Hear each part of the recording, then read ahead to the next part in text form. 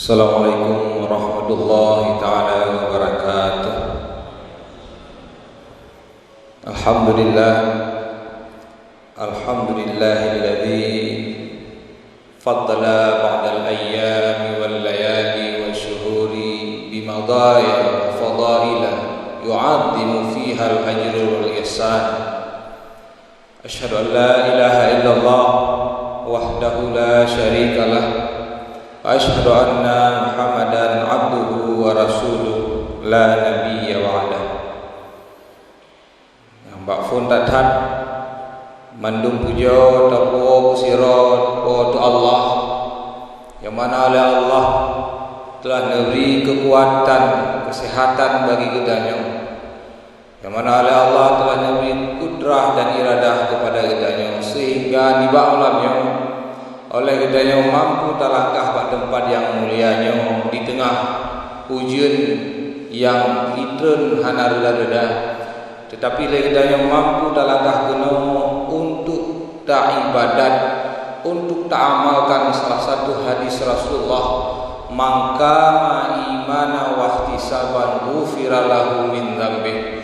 So yang udang Ramadannya secara iman dan ikhlasnya, maka akan diampunkan seluruh dosanya oleh Allah. Amin ya rabbal alamin. Kemudian diikuti banyak salawat dan salim. Mari sama-sama kita haturkan kepada baginda alam Nabi Muhammad sallallahu alaihi wasallam, yang oleh karena beliaulah gedanya dan seluruh alamnya diciptakan oleh Allah. Laulaka ya Muhammad ma khalaqtu hadzal akhlaq. Seandainya kau gara-gara dahai Muhammad kun Allah, maka hanlun ciptakan bebina alam dan isinya. Makanya selawat dan salim senantiasa terpuja kepada Nabi besar Muhammad sallallahu alaihi wasallam, juga kepada al dan sahabat beliau sekalian. Izinkanlah sejenak kepada untuan berada di hadapan Urushileun. Kamonyo tuka ni baju kena ugampung kurung culi barat dengan sabab maksud adalah untuk bersilaturahmi dengan Urushileun ngandung.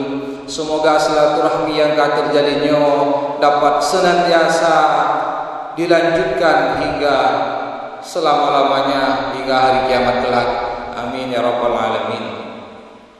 Urushileun yang dirahmati oleh Allah, tanpa kita yang rasakan seolah-olah baru padu malam yang kau likut kita yang datang dalam bulan suci Ramadan. Padahal oleh kitanya kata masuki bak malam 17 Ramadan pada bagian yang kedua daripada 3 bagian yang disebutkan oleh Rasulullah. Kun Rasulullah wa huwa syahrun awwaluhu rahmah wa awsatuhu maghfirah wa akhiruhu itqum minan nar. Bulan Ramadannya ni bagi heboh bago yang pertama rahmat, bago yang kedua maghfirah, dan bago yang ketiga adalah itqum minan nar. Legedanya jino tengah ta'aruni bago yang kedua, bago yang keputran bebena maghfirah oleh Allah kepada kita. Tamlake temgade kepada Allah. Semoga legedanya mampu talalui bulan Ramadannya dengan ibadat kepada Allah hingga menjelang akhir Ramadan kelak, dan sehingga legedanya bertarumpuk yang dijanjikan oleh Allah dalam Al-Quran, la'allakum tattaqun, menjadi legedanya Allah orang-orang yang bertakwa kepada Allah. Urushileun yang dirahmati oleh Allah, apabila kitanya tak ingat dalam sejarah perkembangan Islam, setidaknya dalam bulan Ramadannya nal heboh kejadian yang luar biasa yang tercatat dalam buku peradaban Islam. Yang pertama adalah kejadian nuzulul Quran, yang insyaallah malamnya dunia tengah tak peringati dan tengah tak lalui. Yang kedua adalah Ghurwatul Badar Kubra, perang Badar Kubra, dan yang ketiga adalah Al-Fathul Makkah, penaklukan kota Makkah. Rinsilun yang dirahmati oleh Allah, berbicara nuzulul Quran terdiri daripada dua kalimat nuzulul Qurannya. Yang pertama adalah nuzul, yang kedua adalah Al-Quran. Nuzulnya sering legitanya tabung makna tren. Lagi laksana ujian yang tengah itu malamnya. Nuzul dari atas tren uyuk. Dari uyuk watah kan trenan. Nan. Berarti nuzulnya adalah dari atas ke bawah. Itu makna nuzul. Al-Quran menurut yang dipegang oleh para ulama dalam kitab-kitabnya adalah kalamullah al-munazzal ala Muhammad sallallahu alaihi wasallam al-muta'abbid bi tilawatih al-mu'jid bi suratin awaluha min al-fatihah wa akhiruha ila surati an-nas. Al-Quran yang kita pahami, yang kita tabi-tabi adalah kalam Allah. Al-Qurannya adalah kalam Allah. Itu mana urutannya? Nyo yang dapat nyo punya Al-Quran. Nyo adalah mushaf Al-Quran. Al-Qurannya adalah azali, kadim. Sedangkan Al-Quran yang kita baca-bacanya adalah makhluk. Bukti makhluk, dia bisa ada huruf dan ada suara. Sedangkan Al-Quran yang diazali kalam Allah itu tidak memiliki huruf dan tidak memiliki suara. Jadi Al-Quran yang nyo, metafudnya Al-Quran yang kami beli nyo adalah makhluk. Sedangkan Al-Quran yang kalam Allah adalah diazali, yang tidak memiliki huruf dan tidak memiliki suara. Al-Quran itu diturunkan kepada Nabi Muhammad. Kalam Allah itu diturunkan kepada Nabi Muhammad, yang mana siapa saja yang membacanya menjadi ibadat. Jadi oleh gedanya urusilun tanpa tahfai, tanpa pahami makna, tak baca saja, Al-Quran itu sudah jadi ibadat, merupakan pahala. Apalagi wanita bacanya tak tahu makna, apalagi tanya terhafal dengan Al-Quran itu. Hanya lebih aula kepada gedanya merupakan ibadat dengan baca kalam Allah yang mulia itu. Kemudian Al-Quran ini memiliki ciri-ciri yang selanjutnya adalah dia menjadi mukjizat dengan satu surat dari Al-Quran. Jadi sebuah surat dalam Al-Qurannya jadi mukjizat. Arti jadi mukjizat apa? Tidak ada orang yang mampu menyusun satu surat pun dari Al-Quran. Sependek-pendek surat dari Al-Quran adalah surat Al-Kautsar. Inna a'tainaka al-Kautsar. Itu surat yang paling pendek dalam Al-Quran. Namun tidak ada manusia di atas muka bumi ini yang mampu untuk menyusun seringkas-ringkas surat dalam Al-Quran. Maka dalam cerita lampau pada masa dahulu pernah seorang yang bernama Musailamah bin Hubaib al-Hanafi mencoba menandingi Al-Quran. Dengan kelihayannya dia menguasai syair-syair Arab. Hayat tak syair Arab Musailamah tersebut. Kemudian dengan kelihayannya itu dia coba untuk menyusun untayan-untayan syair yang katanya untayan syair itu itulah Al-Quran. Maka disusunlah sajak-sajak. Contohnya Al-Fil, wa ma adraka mal-fil, lahu zawlun tawil. Gajah, siapa yang mengenal gajah? Dia memiliki ekor yang panjang. Kemudian ya difdah, ibna difdaini, nakri mata nakri. Disusun saja yang berbentuk perumpamaan dari para surat Al-Haqqah. Dia mencoba untuk menyusun perbandingan Al-Quran namun tidak sanggup, dan itu merupakan proyek yang gagal karena oleh Allah disebutkan dalam Al-Quran, wa in kuntum fi raibin mimma nazzalna ala abdina fa'tu bi suratin min misli. Apabila kata-katanya ragu terhadap apa yang diturunkan kepada Nabi Muhammad, kepada hamba kepada Allah, maka katanya datang sabah surat dari Al-Qurannya. Menyahai kata datang wadru syuhada aku pakat ngangon. untuk yang tandingi Al-Quran. Dan ternyata Al-Qurannya hingga orangnya tidak mampu ditandingi dan tidak mampu diubah dan diotak-atik seperti kalam kitab-kitab suci yang pernah diturunkan pada masa-masa sebelum Nabi Muhammad. Taurat, Injil, Zabur itu sudah ditahrif, diotak-atik, tetapi Al-Qur'annya tidak mampu diotak-atik. Nahnu nazzalna zikra wa inna lahu lahafizun. Kamu putar Al-Qur'annya dan kamu jaga Al-Qur'annya tanpa bisa diubah sedikit dari Al-Quran ini. Maka itulah maksud daripada pengertian Al-Quran Al-Mu'jiz di surat ini. Kemudian Al-Quran ini diawali dari surat Al-Fatihah secara susunan dan diakhiri dengan surat An-Nas secara susunan. Urun silun ummi abu yang dirahmati oleh Allah, nuzulul Quran terbagi kepada dua bentuk. Ada nuzulul Quran secara jumlatan wahidah, ada nuzulul Quran munajjaman muwa'adan fi jamil awqat. Jadi bentuk nuzulul Quran yang ditanya peringati dua bentuk nuzul. Nuzul Quran yang diputran Allah Al-Qur'annya secara utuh musiga diputran dari surat Al-Fatihah hingga surat An-Nas. Yang diputran Al-Qur'annya secara sedikit-sedikit baca-baca. Selama 23 tahun. Maka Al-Qur'an yang diputran secara keseluruhan itu adalah Al-Quran yang diputran daripada Lauh Mahfuz kepada sama dunia, kepada Baitul Izzah. Jadi Al-Quran yang diputran dari Lauh Mahfuz kepada Baitul Izzah atau langit dunia atau tempat bintang-bintang nyo adalah Al-Quran yang diputran secara utuh menyeluruh. Dan ini diabadikan dalam Al-Quran dalam surat Al-Qadar. Firman Allah, inna anzalnahu fi lailatul qadr. Sebagaimana bacaan imam tadi, si tengah yang terakhir biasanya imam mengganti bacaan qul huwallahu ahad dengan inna anzalna. Kamu putran Al-Qur'annya bak malam kemuliaan, bak malam Lailatul Qadar.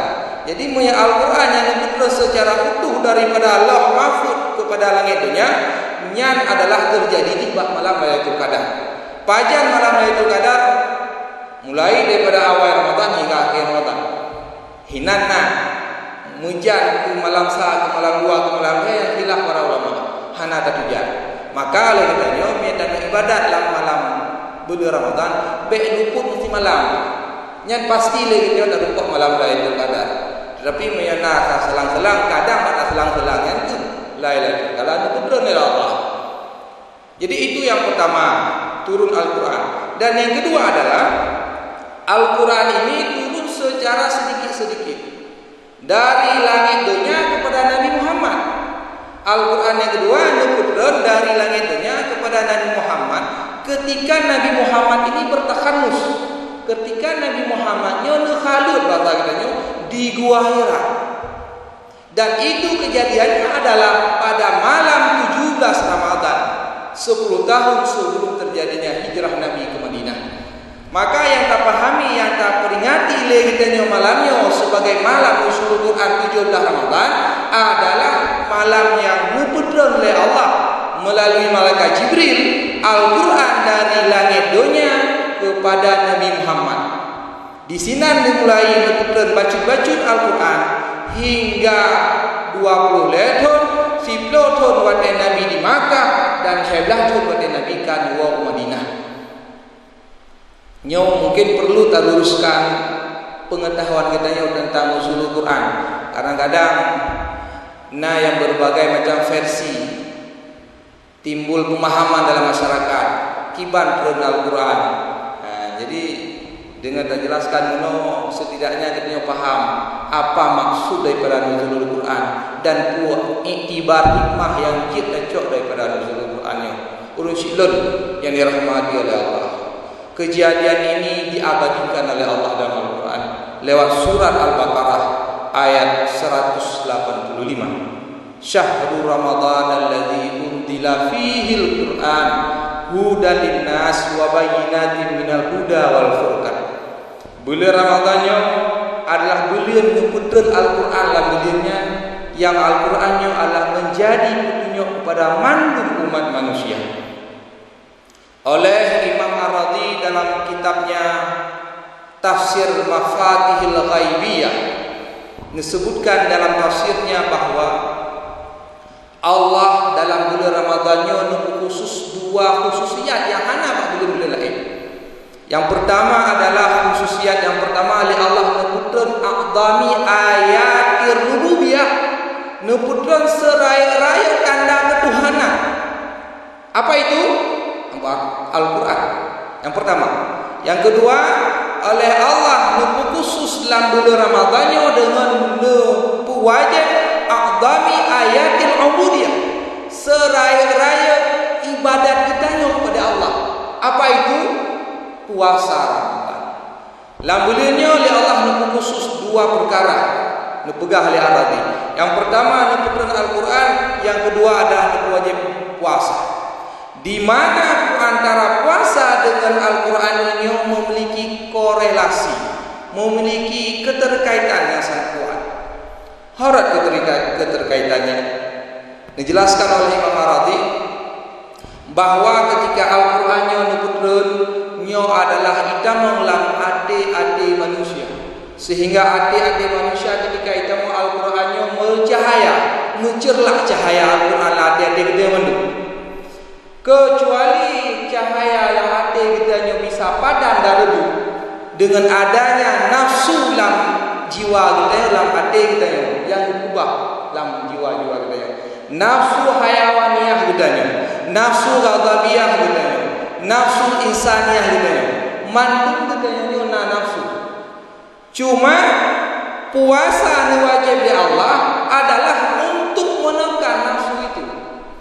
Jadi puasa adalah sekuat-kuat sebab yang mampu untuk menekan nafsu hayawaniyah, nafsu ghadabiyah dalam hati kita. Ketika nafsunya dapat ditekan oleh puasa, maka cahaya Al-Quran itu ketika masuk dalam hati kita, dalam ruh kita, cahaya Al-Quran itu akan bercahaya, muncullah cahaya Al-Quran itu. Maka itulah hubungan antara puasa dengan Al-Quran. Al-Qurannya adalah nubu cahaya hati kita, sedangkan puasa adalah nutun agar nafsunya berhidup cahaya yang dalam hati kita. Runsilon yang dirahmati Allah. Itulah maksud daripada penafsiran surat Al-Baqarah ayat 185. Syahrul Ramadan alladzi unzila fihi al-Qur'an, yang mana Al-Quran itu bisa menjadi petunjuk, yang mana Al-Quran itu bisa menjadi hidayah, hudan linnas, hidayah kepada umat manusia, kepada kita. Urun silun yang dirahmati oleh Allah, dengan momentum nuzulul Quran, dengan tak peringati malam nuzulul Qurannya, mari Al-Qurannya tak jadikan sebagai teman kita, Al-Qurannya tak jadikan sebagai petunjuk kita. Kita tak pegang Al-Quran sebagai teman, tak iringi Al-Quran tersebut kapan saja lagi nawate, tak coba baca Al-Quran. Lebih-lebih lah berusilunnya bulan puasa, Syahrul Quran, bulan Quran.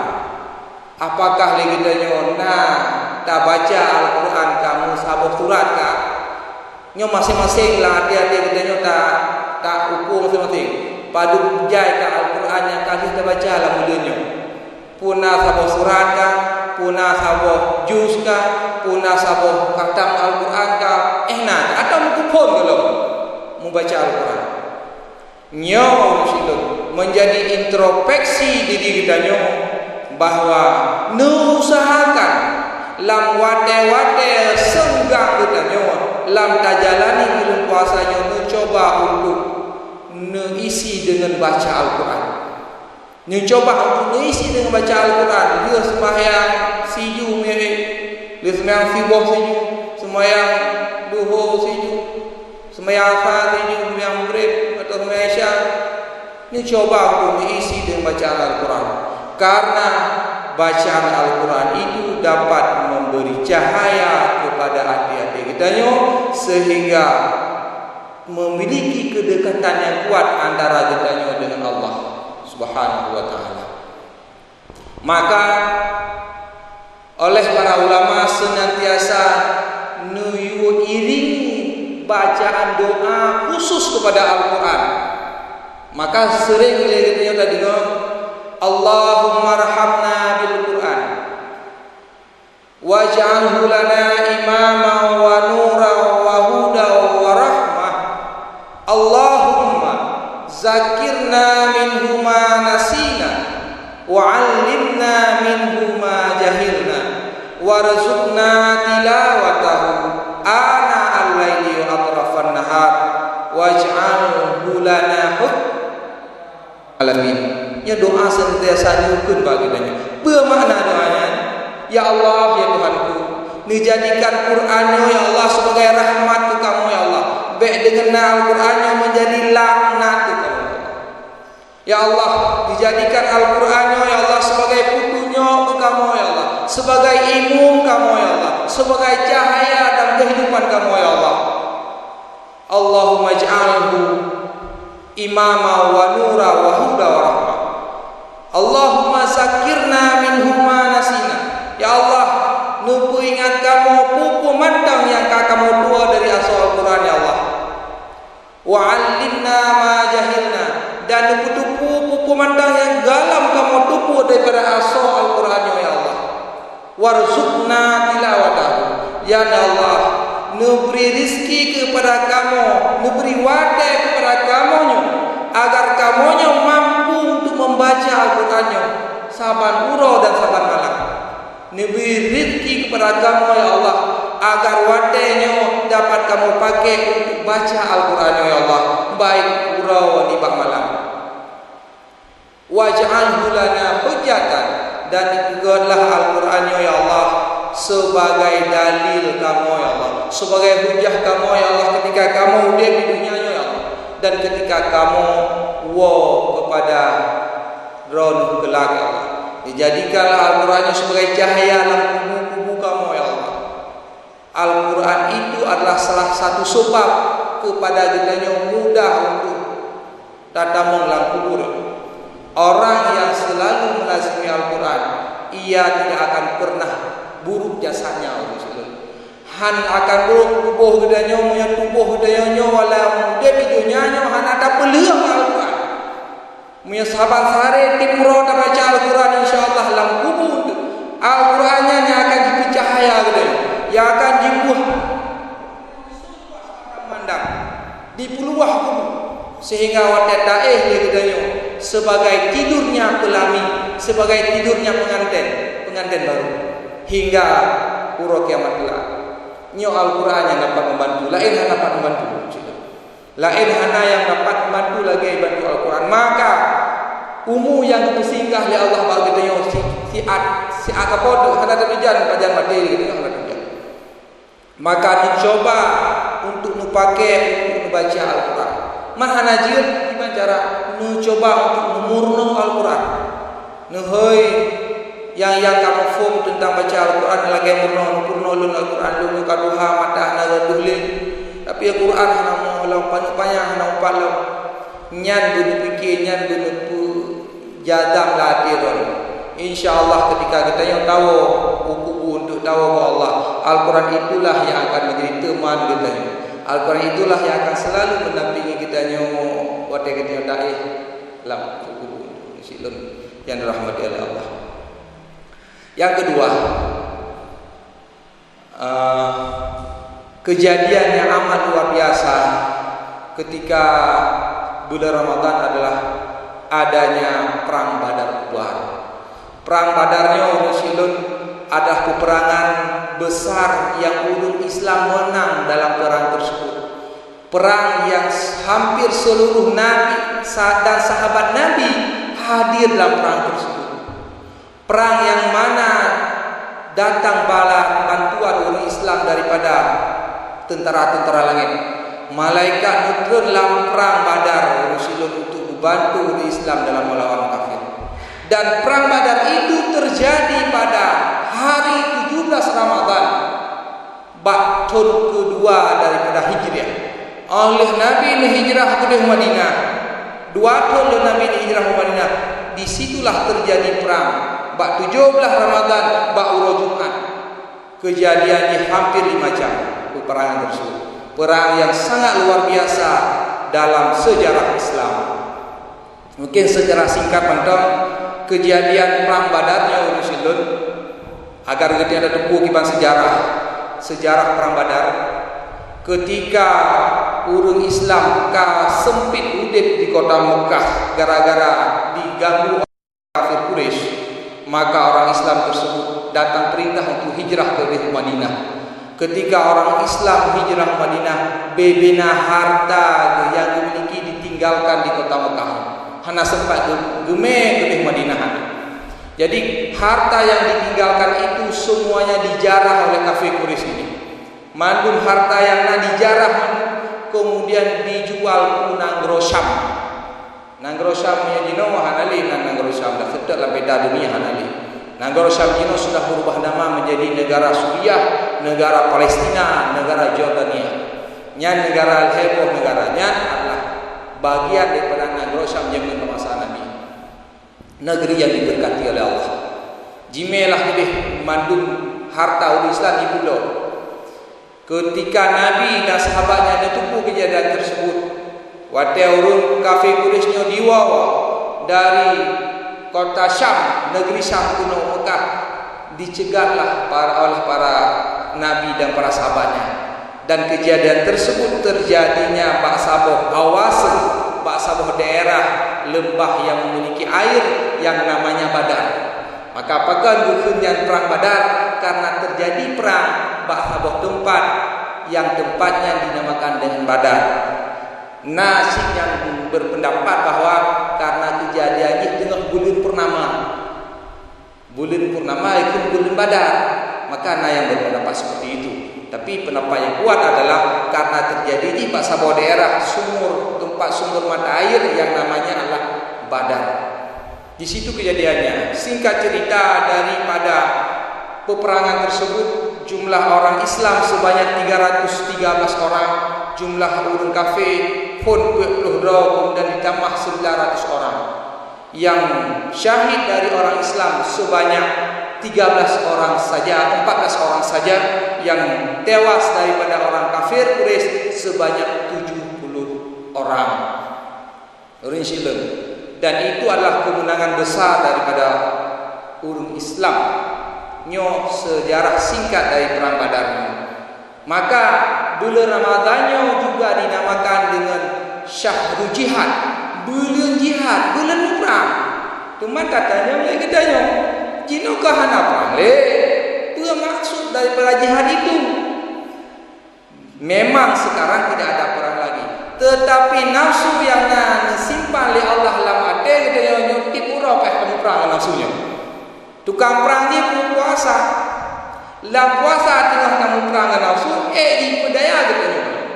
Maka oleh Imam Ghazali ini juga tingkatan puasa manusia itu 3 tingkat. Yang pertama adalah puasanya awam, yang kedua adalah puasanya khawas, dan yang ketiga adalah puasanya khawasul khawas. Pakar Imam Ghazali ini bagi tingkatan puasa karena kualitas puasa manusia berbeda-beda. Nah, yang puasa tengerah mendel, puasa awam. Nah, puasa yang ketika getendek dan getengerah, geten segala larangan dan makruh-makruh puasa. Anak gulaleate dengan pulain. Dan puasa khawas adalah puasa yang ketika puasa hanya tinggal satu pulain. Maka le kita nyawa kualitas puasa kita nyawa KHE dapu kualitas khawas paling tidak betul puasa awam. Karena mi puasa awam nyo nucela le nabi. Kun nabi kam min saimin laisa min samihanihi illa ju' wal atas. Dinajai urung puasa yang akhir daripada puasanya hanya deuk dan gerah saja. Efek puasanya deuk ngegerah. Hana lain. Nyo adalah puasanya awam. Puasa yang diikuti oleh hawa nafsu. Tak puasa, tak kena gom, tak kena ju. Tak puasa, yang mata tak mengenai laju. Tak puasa, yang hati tak belalaju. Yang menan cara puasa, nyan adalah puasa awam muslim. Nyan yang puasanya hana merumpok di dalam mutakin yang pegah lihat ya Allah. La'allakum tattaqun hana merumpok. Titel gedanya takwa yang ketika akhir Ramadan legetnya kembali seperti fitrah itu tidak digapai oleh orang yang puasanya seperti itu. Puasanya awam. Eurinsilnya dirahmati Allah. Maka inilah syahrul jihad. Bulan yang kamu perang hawa nafsu gedanya. Datun deuk dan datun gerah. Do mana miet deuk dan gerah umur 78. Tapi datun daripada yang dapat membatalkan fala puasa so yang itu. Nyo yang ayu. Di tengah ligitnya tak bergelut dalam masyarakat saban hari, saban ruh, saban malam. Tak betul yang membatalkan fala puasa tu. Nyo yang apabila yang alhamdulillah, dan itu yang dimaksud dengan orang-orang yang muttaqin la'allakum tattaqun. Rinsilon yang dirahmati Allah. Satu lagi kejadian yang luar biasa pada bulan Ramadan adalah terjadinya penaklukan kota Makkah. Itu terjadi adalah juga pada bulan Ramadan pada tahun 8 Hijriah. Ketika ulun Islam di kota Madinah rame, Islam sudah mulai ditebar kepada pelosok-pelosok negeri. Maka ketika itu Islam ini kembali lagi ke Mekah. Dan itu dinamakan dengan penaklukan kota Mekah. Diawali dengan 10.000 orang Islam masuk ke kota Mekah. Dan orang kafir Quraisy pada waktu itu tidak mampu melawan, takluk dengan sendirinya. Yang tim dalam Islam kagak tinggal di kota Mekah, yang hantim dalam Islam kagak plung sigi kerek tahu ya plung unangro lain. Itulah Fathul Makkah, penaklukan kota Mekah. Dan disitulah Islam sempurna. Kun Nabi, kun Allah dalam Al-Quran, al-yawma akmaltu lakum dinakum. Bauronyo tuh Islam kalau sempurna gata-gatanya maju. Dan sempurna Islam pada masa itu. Ketika sepeninggal Nabi dan seterusnya hingga gedanya oronyo, Islam yang tak pernah jaya itu sudah mundur ke bawah. Hingga gedanya oronyo ibarat Islam lagi mengerucut lagi ikut-ikut. Maka itu tidak mustahil karena Nabi pernah berkata, Badal Islamu ghariban wa sayaudu ghariban. Islamnya terus pun tanah Arab dianggap aneh, dan teman pada akhir kiamat menjelang kiamat Islam itu akan dianggap aneh lagi. Nyo katruh bak masanya dua lo. Nyan urusilon mari sama-sama ta introspeksi, ta jauh dalam hati itu masing-masing. Urusilon jadi rahmat Allah. Mungkin sedikit banyak penyampaian singkat yang telah ulun tuan sampaikan. Mungkin kali wade wajud kamu mengganggu wade urusilon dengan nasihat-nasihatnya. Semoga nasihatnya menjadi nasihat bagi pribadi tuan. Kemudian apabila jin cok menjadi nasihat bagi kita yang mandung di sini, yang dari Allah, yang buruk daripada nafsu amarah tuan sendiri. Hadallahu wa yakum ajmain. Assalamualaikum warahmatullahi wabarakatuh.